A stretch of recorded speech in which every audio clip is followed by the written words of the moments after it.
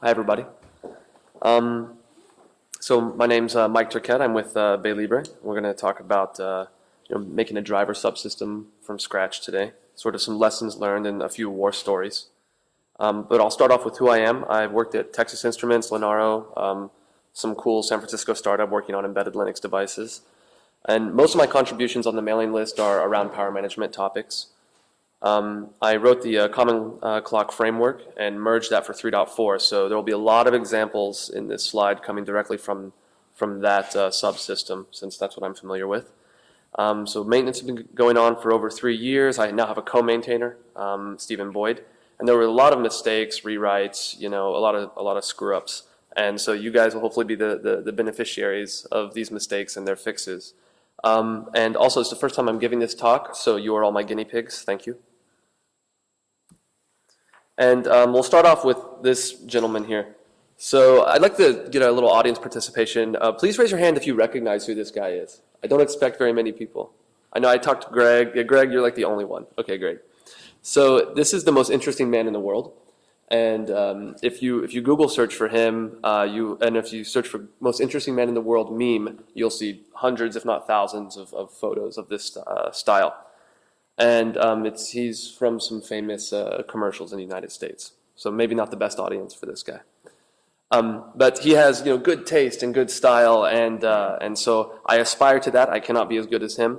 But this presentation is filled with lots of subjective opinions on what makes for good style with device framework design.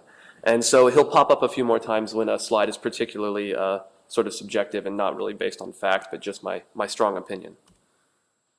So the agenda, we're going to talk about what makes a good subsystem, some design considerations, including design patterns or pitfalls to avoid, a really brief overview of the actual common clock framework design, and then a few slides on maintenance and being a maintainer afterwards.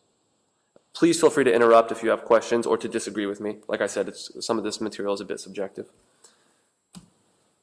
So let's start off with what makes a good driver subsystem. A subsystem is like a framework or a library. It's some common code. It implements a behavior, a protocol, an interface of some sort.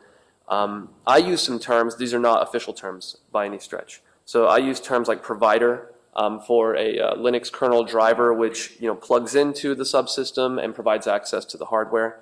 I also use the term consumer, which are also Linux kernel drivers. These are on the consumer side of the API. And a driver can be both a provider and a consumer. These are my own definitions. I also sometimes use the word library, and we'll get into that, what that means a little bit later on. So, for the purpose of this talk, we're only discussing in-kernel users. User space boundaries are super important, but that's a big topic on its own. So we're not discussing user space boundaries, a little outside of scope.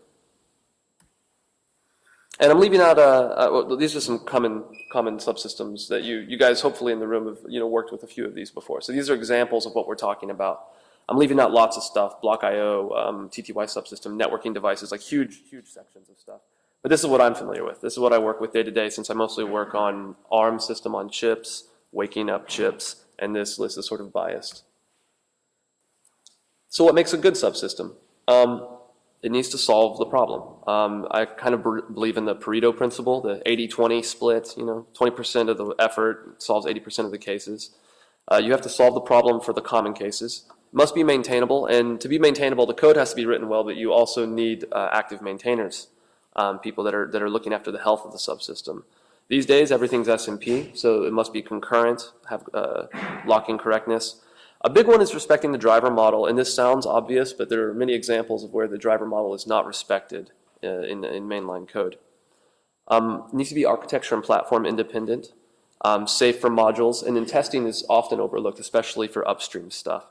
Continuous testing, whether it's integration with Linux Next, kernelci.org, or internal testing of some sort, and also merging tests into mainline is quite important. It's kind of worth pointing out that a framework is a toy until there's at least 3 consumers of it. You may think, oh, this is great stuff, but until there's at least 3 consumers, there are going to be big design flaws. And also within that paradigm, if all of the consumers are the same platform, then it's probably not the most robust piece of code. Once you move beyond having multiple platforms within an architecture using it, then having multiple architectures use a subsystem, these steps will increase the robustness of the subsystem. Oh, and then also a little pro tip is that, if you end up authoring some new subsystem of some sort, go to a conference and buy beers for people and convince them to convert their drivers over to use your new framework. Beers are the way it's done. So. Linux isn't really that special. Good programming practices solve most of the problems. Write pretty code. That will solve a lot of problems. Consolidate code wherever you can. As a maintainer, you should be continuously scanning for open code solutions that are somewhat common, factoring them to reusable blocks. As a counterpoint to that, I'm also sort of anti-consolidation sometimes. Provide helpers and accessor functions only as needed, because, don't over-engineer. A lot of times I see this pattern where every single knob or every single function call is internal function is exposed through some API, and that'll come back to bite you. If there's not a user for something, don't expose it. Use coccinelle to find bad patterns and fix them. It's a little bit of a pain to set up, but it's worth it for sure. And if you're not familiar with algorithms and data structures, read a book. All right, so this is the meat of the presentation. We're going to go through a bunch of design considerations, sort of one by one. And here's the list of them. The API split itself between consumer and providers, the responsibilities of consumers, how much hardware do they need to know about, sort of device versus resource, and you'll see what I mean there, and down the line. So we'll go through these one by one. Any questions so far? So one of the big things that you need to design for at the very outset is understanding who are the consumers and who are the provider drivers, and splitting the API for that. And so on the consumer side, you want to get a resource and then make some changes to it. For the clock framework, this is typical: enabling the clock, setting the rate, etc. On the provider side, you want to make the clock available to the rest of the Linux drivers out there. So you want to register the clock, provide operations for it. And this is a bit embarrassing, but I made the mistake of mixing some of these, not all of them, but I made the mistake of mixing some of these in the same header. This is totally confusing. You want to split this stuff up very strictly from the beginning, which we've had for some time now, actually. But an important question is, can providers and consumers be mixed safely? Can they be mixed in a sane way? Is there a case where something is both a consumer and a provider? So that leads to our first real-life example here. Laurent is not here. He was here earlier, but he wrote this driver. We have an example of an image signal processor driver, which is merged upstream. And in this example, the ISP block, it consumes a clock. The CAM-M clock is provided by something else, provided by a clock generation IP block. But interestingly enough, the ISP block also has its own clock knobs, which it exposes as a provider. And so this is a time when a single driver can be both a provider and a consumer, and the framework has to not fall over. It has to be able to do this sort of a thing. And also one thing that we'll get into here is a little bit about whether or not a subsystem should create its own struct devices, whether or not a Linux subsystem should create struct devices, or whether it should act more like a library and just manage some resources.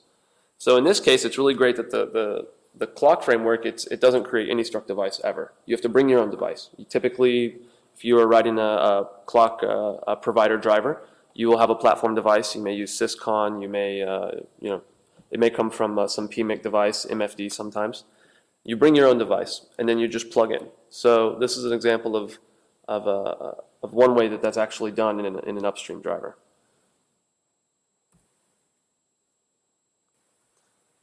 So another important thing is to understand what are the burdens that the consumer drivers need to bear. A consumer driver should never need to understand the details of the underlying hardware. This will not scale, right? I mean, it may work on one platform, but then once the same MMC controller driver or whatever is used on several different platforms, it just totally breaks. And so one of the things that you want is to have a minimum amount of sort of platform knowledge have to get shoved into a consumer driver. And for the clock framework, what this means is we try to be really smart. We do tons of tree walks. We try to, figure out what the consumer driver wants when it calls clock set rate, for instance. And I'll have a detail on that on the next slide. Give you an example of how that actually works.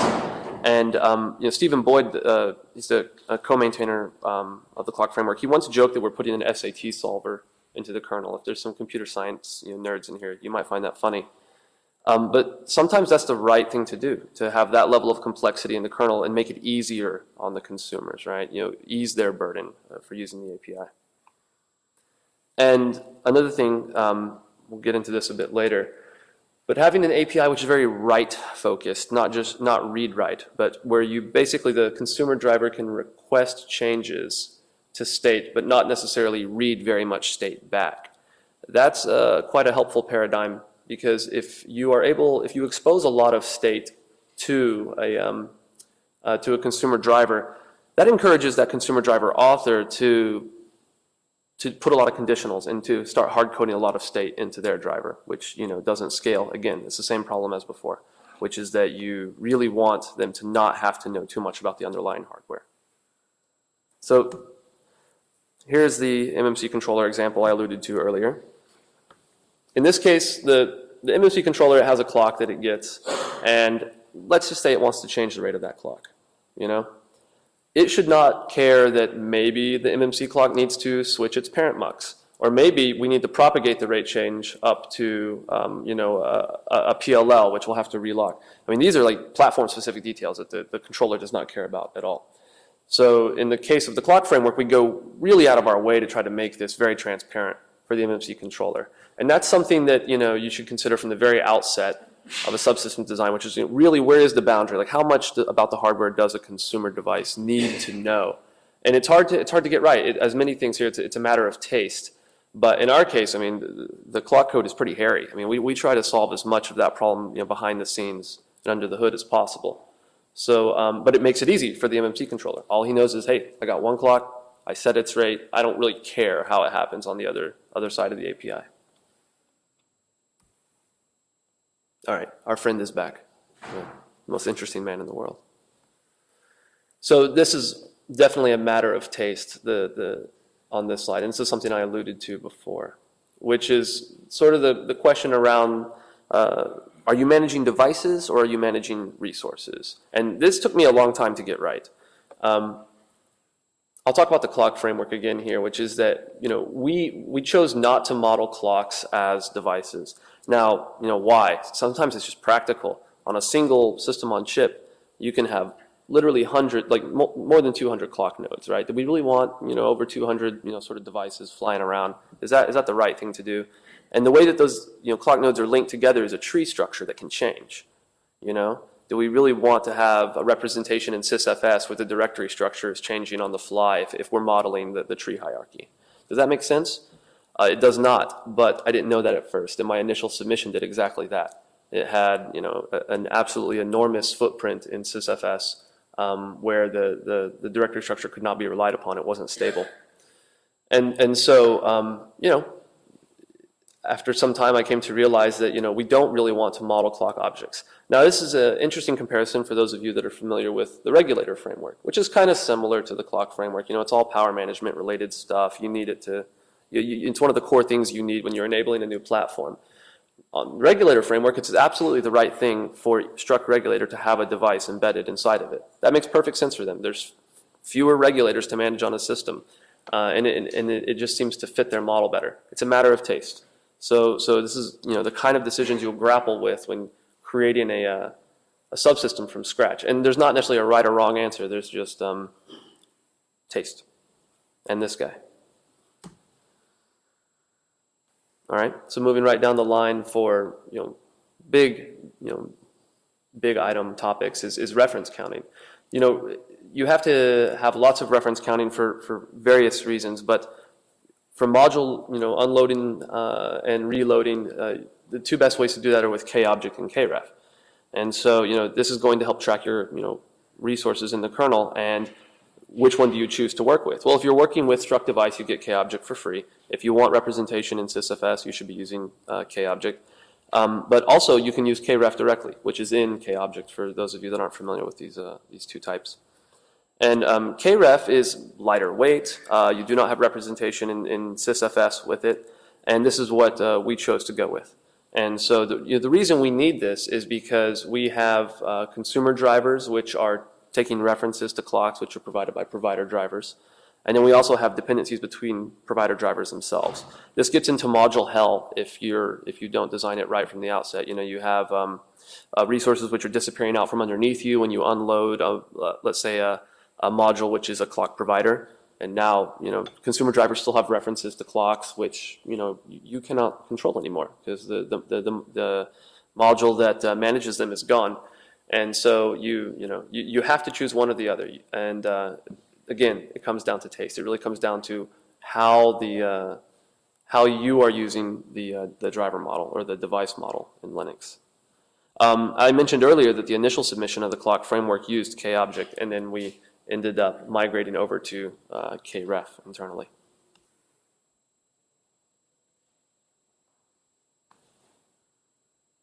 Okay, this is my first code example war story. So I chose this code because it doesn't really exist anymore. If you really wanted to, you could pickaxe your way or whatever and find it and get. But I chose it because it's the names have been changed to protect the innocent. So this code really sucks, and the reason for that is because it's called from Arch code, not from driver. We're initializing a clock provider here, and registering some fixed rate clock. I didn't put very much code on the slide. But it's called from Arch code, not from a driver. And then it's also called from an init call. There is no Linux driver associated with this stuff. We are registering clock nodes with the clock library, with the clock framework, but there's no driver at all associated with it. They're just sort of out there, right? Who's managing it? What are they doing with it? And how did this happen? Because this got merged. So how is it possible for us to sort of have this situation? Well, it's all about context. This is sort of the war story aspect of it. At the time that the clock framework was being merged in, there was a big push to just get it done because we were trying to enable single Z image or multi-platform boot on ARM. Device tree was just being adopted right around that same time. And so for device driver authors for platforms like this, they wanted the shortest path possible. They already had their own clock implementations. They just wanted it to work with the new shiny subsystem with the shortest amount of the shortest path possible, the least amount of work. So they just adapt the current code, which this code had always been doing this. There had never been a proper driver for it, never like a platform driver. Some of this stuff got merged, and we've cleaned up most of it in hindsight, but we have a few of these still lurking around. This is something that I wish I had been aware of more so in the early days, which is really focusing on making sure that everyone's converting to having a real proper Linux driver. It's it's something you take for granted, but it's also a real problem. The real mistake I made was that I did not include a Linux clock provider driver example. I wrote the framework and then I said, the code is the comments, you guys can just figure it out, And the right thing to do is to provide like the cleanest, most, the best looking, prettiest possible example driver that you can if you're writing this new framework. That give people a good idea of the right way to do it. Because if you just, trust everyone else to do it the right way, most of them will, but not all. So, lesson learned. All right, locking, kind of an important topic, gets one slide. The first line there probably explains most of it. You cannot trust drivers that are using that are using your locks at all. They're totally untrustworthy. So how do you make these things sane? Strict entry points are one of the really important things. Don't expose any data structures that can be touched outside of a lock. That's just pretty good, programming fundamentals. And then, of course, accesses to all data structures in a locking scheme. But there's a little more nuance to that. One of the mistakes I still see sometimes is that the lock objects themselves, a spin lock or mutex or whatever, is exposed to drivers. This is a pretty big mistake. You open yourself up to deadlocks that way. Access to the lock should be behind the entry points that you control. But I still see that one a lot. If you expose your locks, the consumer drivers will deadlock you, right? And unless you're boot testing on every piece of hardware under the sun, you won't necessarily detect that. And then drivers can have their own locks. If they really have some special needs, they can have their own locks. One of the things that we did early on in the clock framework was with these basic clock types that implement like very simple implementations of divider clocks and gates and things like that everyone has to use. We provided hooks that the platforms can plug into to provide their own locks. Perhaps they have registers that a lot of different subsystems are accessing, right? And maybe they're not using RegMap. And so if they're not using RegMap, they do need to have some lock so that they're not tromping on each other at the same time and read, modify, writing the same register. So we provide hooks for that, but not the locks. The locks come from the drivers. So that's one of the things we actually got right early on. Definitely don't expose your locks. And here's an example of a tricky locking situation and how we handled it. So in the clock framework, we have competing needs. One thing I haven't discussed yet is that the consumer API is quite old. It predates the implementation of the common clock framework. It's been around for years. And in that legacy API, we have this clock enable and disable. Those can be called from interrupt context, and that's just the way the API has always been, for better or for worse. But in real hardware, some of the ops might sleep or take a long time. Imagine a PLL relocking and having to settle down, something like that. So these are at odds with each other. So a clock prepare and awesomely named clock unprepare, those were added to the API, the consumer API, to supplement the enable and disable. So we use a mutex for the prepare and a spin lock for the enable ops. The only way to make this sane is just to have strict rules around it, because we're mixing locks at this point. We have consumer drivers have to call these in order: prepare and then enable, and then disable and then unprepare. And the preceding call must always complete before the next call is finished. There's not a great way to automate checking for this stuff. A lot of this comes down to review. You just have to make sure that the drivers are the consumer drivers are never violating this rule. And as long as they don't violate this rule, you'll be fine. But this is one of those, solution is somewhat simple, but at the time coming up with a scheme that was sane was somehow difficult. All right, second war story where I blew up Linux. So in this case, we totally broke I2C. And what we have here is we have our food device. Everyone knows what food device does. And it consumes a clock. That clock is provided by the top gray block there, which is maybe a PMIC or an I2C clock expander. Now this PMIC also has its own clock that it uses. This crystal or whatever, this external crystal. So what happens when food device calls clock enable on I2C out clock? We try to enable that clock, which results in entering the I2C subsystem. The I2C subsystem, nice and generic code. You eventually hit the I2C transfer function. Well, I2C transfer calls clock enable on the clock that it needs, right? Deadlock. And so this was a very common case in which basically all of I2C broke due to our locking scheme. And we had to fix it pretty quickly. So how do we do that? How do we get rid of the deadlock? Well, there's a lot of different ways to solve it, but in this case, what we did was we added reentrancy to the clock framework. Kind of like a gross, not so nice reentrancy, but it works. And so if you are in the same context and trying to acquire the same lock, then we allow you to just bypass the lock.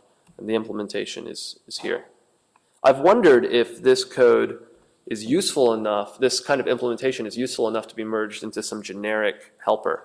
But we basically use the current thread info task member, and if that's the same, if we try to hold the lock and the lock is held, but the guy holding the lock is us from the current thread info, then we just keep going. We just bypass the lock and keep going. I've wondered if this is useful to other people. It's just in our private code right now.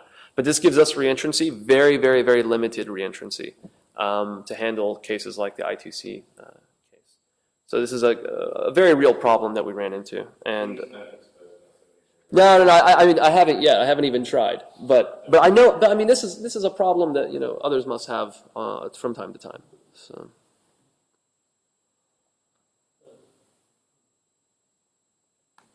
Is there a question? Sure. So this is actually, I probably should have put this slide earlier on. It's quite important. I asked a bunch of subsystem maintainers and authors for advice on this talk, and I think this was the one piece that almost every single email I received back highlighted, which is protecting your data structures and your bookkeeping. This is sort of like not exposing your locks to drivers, because drivers are crazy. So what you need to do is, don't expose any bookkeeping at all. People will muck with it. And there's some interesting examples in the kernel where we have data structures that now being able to touch things you shouldn't touch is a de facto behavior, and we'll probably be stuck with it forever, or until someone does like massive rewrites. And so avoid that from the very outset. Use opaque handles where the drivers cannot dereference the pointer. And this seems pretty basic stuff, but I see this is wrong all the time. If you are going to give some kind of driver access, think long and hard about if you really need to, or if you can limit what kind of data structures they can dereference and have access to. And of course, reference count all the accesses so that you can have a sane module functionality. But I can't stress this point enough. It's usually pretty easy to implement, but people, when they're writing code, they just tend to think, oh, if I make everything, it's all in kernel. It's all in kernel. It's all trusted, right? Like we're all going to get along. But you really can't trust the drivers that are consuming the code that you write. So kind of moving on to the reference counting discussion. So on the right side of the screen, we have like the old monolithic struct clock, which did global use counting. At the very bottom, you can see the enable count and the prepare count. And this was fine. It works just fine. It lets you know if use counts get out of whack at a global level. But you have no clue what driver will have made you get out of, what driver was acting badly and messed up the use counts. And eventually we introduced on the left side a wrapper structure, which is now dedicated to each user. So for each user of a clock, each driver that consumes a clock, we allocate a new struct clock. And we have our own, in the red there, we have our own reference counts dedicated specifically to that user. And this is a design pattern it's really helpful for debugging. Now you can know exactly when a specific user screws up the reference counting directly, and oh, this is the driver that messed it up. So this is a small little tip, but it's something that helps a lot with debugging and trying to verify correctness of sort of downstream drivers. Oh, and for a weird bit of history, going back one slide, I was talking about how you need to protect data structures in bookkeeping. On the right side, that structure used to be exposed in a header that was cunningly named clock-private.h with a huge comment block that said, you're not allowed to include this header.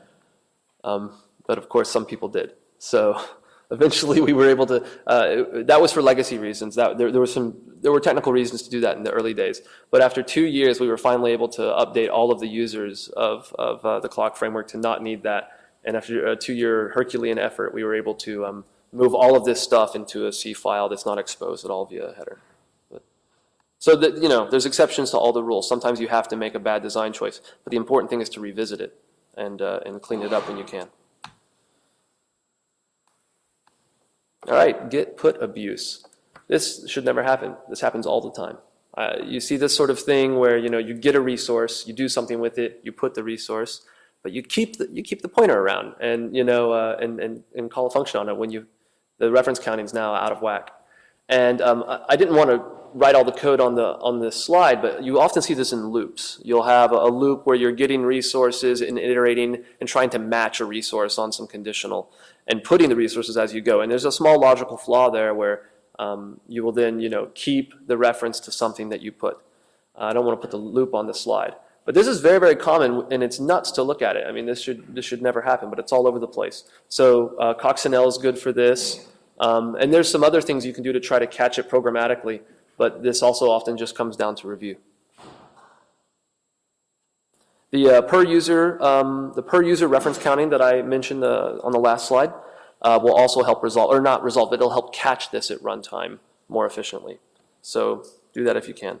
You get some of this stuff for free if you're using KObject or KRef in the traditional way with a struct device. Otherwise, if you're like the clock framework and you're implementing some of this on your own, you have to be careful. And then finally, we're getting near the end of the design guide here. A subsystem can be synchronous or asynchronous behavior with respect to its consumer API. This is it's both hard and easy, this decision. A lot of times start with sync, and then if you need better performance if you don't want to block on the CPU side, then you can use async. But sometimes it's not really correct. So for instance, on the clock framework, it's almost always incorrect to have an asynchronous behavior. Like if you say, if your driver wants to do something like, I need to enable a clock so that, to an interconnect so that I can write to some registers, it would be totally incorrect to have an asynchronous clock enable and then touch that register before the clock's enabled. You'll get some kind of data abort across the internet in an interconnect or something. So, for some subsystems, especially I/O related ones, async is awesome, but it's a design decision you can often defer to later on. You can always add async later on if you want, but it's a big decision to make. And then finally, this is when we're dealing with more and more and more. In the embedded world, we used to have all these big nasty board files where people would stuff a bunch of platform data and other stuff. And we've tried to move to device tree. And then of course there's other stuff, there's ACPI where that spec is constantly evolving, and there's more and more different types of hardware description being shoved into ACPI. So you have to consider, where does the data come from when you're registering these provider drivers for the subsystem? And the nice thing is to provide helper functions as much as possible for this. Otherwise, what you get is a bunch of open code solution in drivers where people are iterating through tables or trying to parse some stuff. And they're all doing the same thing, but they're all doing it slightly different and sometimes wrong. So, provide helper functions as much as possible, but don't design with a single firmware interface in mind. This stuff is supposed to be generic. You want to keep the Linux-specific bits Linuxy, which is a real word, and then you want to, have a separation layer where you can talk to different types of firmware solutions to get your data. And finally, we just have miscellaneous tips and some pitfalls. Do a lot of module unload and reload testing to look for, memory leaks in the actual core framework itself. This is super embarrassing for me, but one of the mistakes I made early on was I had some, generic functions, which, they took 2 arguments, no big deal. And feature creep over time started passing more and more arguments, and just pass, pointers to structures in from the very beginning and save yourself the trouble of having to refactor a ton of code when you have expanding argument lists. Do merge tests into mainline, hide them behind, some kconfig option. There's more and more tests always being merged upstream, but it's one of those things where I think that we're not doing the best job. We should definitely have more tests. You can reduce makefile collisions. Instead of appending everything to the bottom of the makefile, which everyone wants to do, sort it somehow. And that last point is very nitpicky, but it does make your diffs a little better. Yes?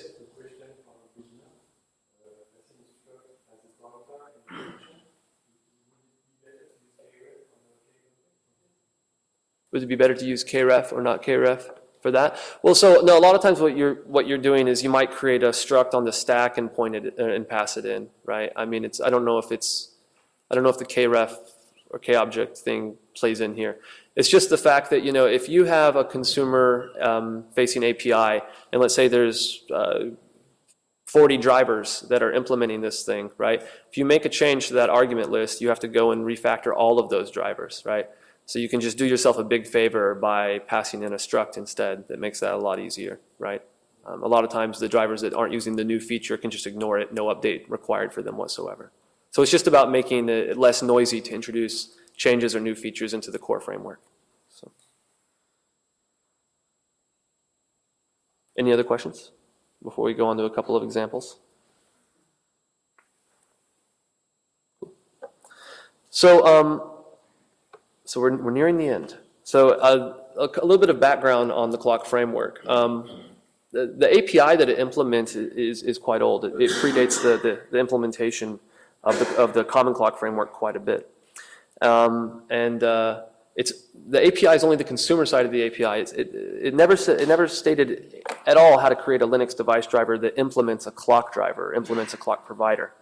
And then to make things even more confusing, there's this the part where you get the clock and put the clock is something separate called clock dev, which is handled like by another API. So it's super great. And there's multiple implementations of the clock.h API. Even today, on PowerPC and in MIPS and in ARM, there's totally independent implementations for this API. Now, those cannot be combined into a single image, right? Because they're all defining the same structures differently. So if you want, the reason we implemented the common clock framework was so that we could have these multi-platform images where we shove, maybe hundreds of different platforms into one giant binary image. And also increases code consolidation, increases reuse, and hopefully when we fix one bug somewhere, it fixes it for everybody. So a lot of reasons to do this. This happened at the same time as some other developments. The pin control and pin mux by Linus Wallage was going on, which is somewhat analogous, trying to solve a similar set of problems. And also the device tree adoption for ARM was happening at this time, which made it really interesting because everyone was trying to figure out how to craft a decent device tree binding at the same time that we're trying to create these new unified frameworks. So it was fun times. So the whole design of the framework in one slide is, it's a library. I mentioned earlier, these frameworks, I use the word framework a lot of times when the framework's creating a struct device, and a library when you bring your own struct device, but you're just managing some resource. So CCF is you have to bring your own platform device or bring your own platform driver. And it's just a library for managing the clock tree hierarchy globally. We used a mixture of mutexes and spin locks. The consumer API clearly defines the expected behavior here. It's hard to enforce that programmatically, but documentation and review is key here. We're using opaque handles. There is basically nothing that consumer and provider drivers can dereference. They can't see any of the bookkeeping at all. And we use per user reference counting to catch bugs quite quickly. There's a strict consumer provider API split, which there wasn't always. We've had to go back and refactor a lot of code to do that. The internal data structures are all hidden. We use big global locks for everything. Someday we may revisit that and have some fine-grained locking for perhaps better performance. But it's not on our radar at all right now. There is no async API. For this, it's a matter of taste. For this type of hardware that you're working with, it often doesn't make any sense to have an asynchronous interface to changing the state of some clock signal. And interestingly enough, as I mentioned on the previous slide, the API itself is shared with competing implementations. So we're not free to just go into clock.h and just change whatever we want because we're going to break a bunch of platforms on MIPS, PowerPC, and ARM they're maybe old and maybe no one's actually booting them, but you can't do that. So we're actually constrained in some ways in what we're allowed to do, which presents us with some interesting problems. The final thing, is any questions? Because we're on the final part here about maintenance. So let's say you've absorbed all of the stuff in this slide. You've written your new subsystem. People like it. It's been through a bunch of it's on version 329, and it finally gets merged. And now what? So merging some new piece of code where other Linux driver authors are going to plug into it, that is just the beginning. It is not the end. And it's very important to stress that because there is this phenomenon where companies will throw code over a wall. They'll even go through the effort of doing multiple revisions on the mailing list, but there's no follow through, right? They don't want to maintain it. They don't want to continue to shepherd the health of the subsystem going forward. So it's important to stress that getting something merged is just the very beginning. I found that for me personally, I found I ended up in the beginning having to set aside 50% of my work time to maintain this thing, which is way more than what I thought it would be. And I think it's common to underestimate. It's another feedback I got from a bunch of maintainers. It's very common in the early days to underestimate how much time you think you'll need to spend with a new piece of code that a lot of people are interested in. You're going to be getting tons of bug fixes, tons of new driver ports to review. And in the early days, you need to review basically every line very, very closely because you're setting precedents and setting examples that other driver authors will use. Once you have some really nice drivers which are using the framework, then you can sort of say, oh, look at how those guys did it, and follow their example. But you need to have good examples first. And how to maintain your sanity is quite important. So finding a co-maintainer is something I wish I had done probably a year before I did it. My solution to this was pretty simple.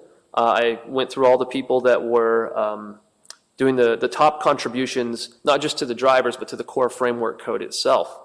I approached a couple of them about that. And you need to talk to people. You don't have to have the same worldview. You don't have to both like long walks on the beach, the same sports teams. None of that's important. But what's important is that you can have a clear line of communication with this person. That you don't have to agree on everything, but as long as you don't talk past each other and have communication issues, pick someone that's a top contributor, ask them if they'll help. People are pretty friendly. A lot of times they will. And that's just having, going from one maintainer to two is enormously helpful. And of course, there's a lot of times where you get 3 or more maintainers for a specific bit of code. Setting up a mailing list or IRC channel, I get mixed reviews on this one. I like it because for me it helps filter out the noise.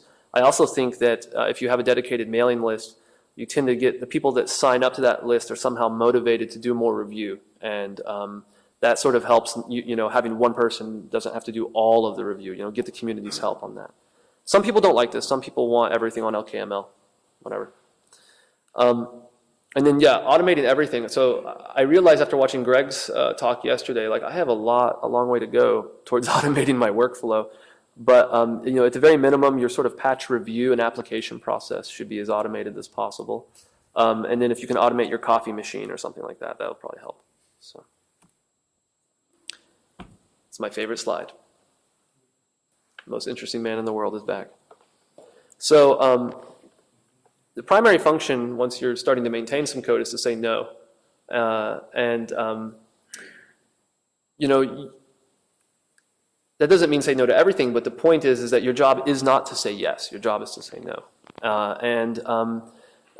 In fact, you may get so busy saying no or just reviewing and giving feedback that in time you may not even be the top contributor for some code that you wrote, which is an interesting position to be in.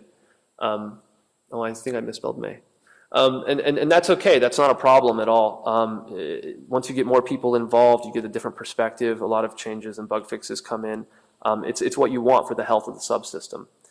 And I also want to point out that, it's okay to say no to a patch, even if you don't have the strongest technical reason for it. Sometimes if you're deeply familiar with the code, you may have a gut feeling. You may just think, well, let's just hold off on a merge window, which no driver author ever wants to hear, right? Everyone's like, oh, hey, I did the work, let's just merge this thing, you don't have a good technical reason to not merge it.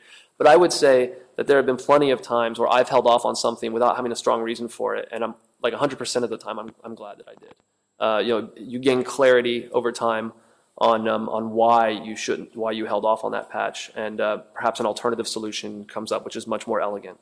So that's something I would strongly encourage for people in this position. So I want to thank these 4 people and then lots of other people who didn't make the slide for their help. These folks, gave me feedback on some of the top tips for when you're authoring a subsystem. And that's all for me now. I'm happy to take some questions if there are any.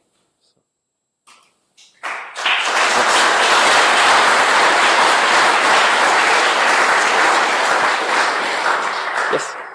Can you return to the previous slide? Oh, yes, this one. Yes, the second I did not. Well, I understand it's kind of a joke, but in my own experience, I'd rather stop being the main contributor to my code, exactly to keep some maintenance. Mm-hmm. I think that as a maintainer, it's not necessarily my duty to contribute the most to the hard part. It's hard part to project to say yes, even when I don't like to say. I'm not confident. I partly disagree with you on the say no part. Because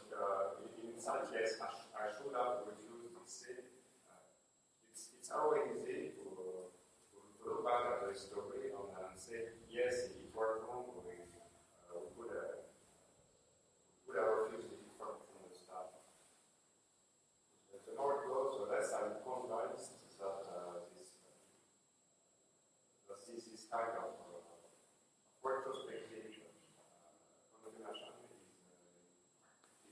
is something else than the future psychology else. So It's right. Sometimes we have sometimes we should have said when we have seen it. But it's really hard to say that to say we know is approach. If I can tell you why I say no, I usually try. Really hard to find why I should say yes, or how it could turn into yes. Even if you say no, you have the ability to say yes later. If you say yes, then you can say no.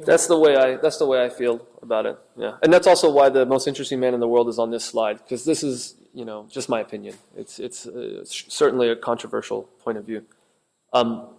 But yeah, I think it's better to merge something in time than it is to do a revert later on. But that's only my opinion. And to your first point about not being the top contributor, that's true for me. I'm no longer. I mean, in terms of lines of code for each merge window, I mean, I'm probably not even the top contributor for the past year on the clock framework.